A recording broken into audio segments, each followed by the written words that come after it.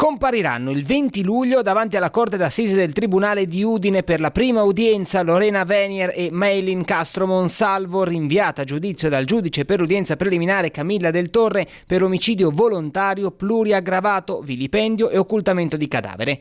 Quando si aprirà il processo sarà passato un anno dal delitto scoperto il 31 luglio del 2025 e fissato come data di esecuzione dell'omicidio il 25 luglio, una settimana prima del ritrovamento del cadavere di Alessandro Venier fatto a pezzi, occultato in un bidone della spazzatura pieno di calce.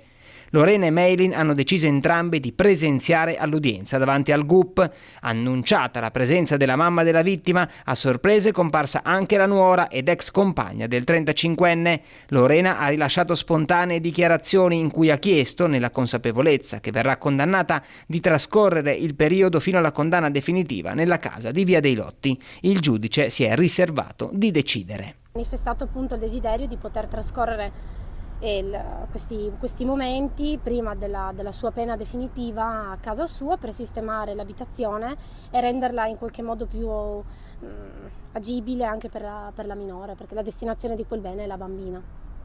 Per quanto riguarda Maylin Castro Monsalvo, è rimasta in silenzio ed apparsa nervosa e sofferente, tanto da lasciare anzitempo l'aula e il tribunale di Udine scortata dagli agenti penitenziari. Anche i difensori della colombiana hanno avanzato alcune richieste sulle quali il giudice si è riservato anche qui di decidere, tra queste una perizia psichiatrica. Chiesto una perizia psichiatrica della signora Castro alla luce di nuove acquisizioni che sono state fatte negli ultimi giorni di rilevanti a nostro avviso elementi che non erano state valutate, e quindi io credo che la capacità di intendere e di volere ai momenti del fatto debba essere decisa e valutata in contraddittorio.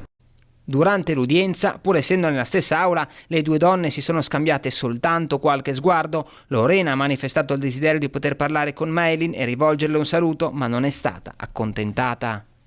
Non c'è stato un contatto tra le due detenute, nonostante il desiderio di Lorena era appunto quello di poter salutare la nuora, insomma, con cui resta legata affettivamente.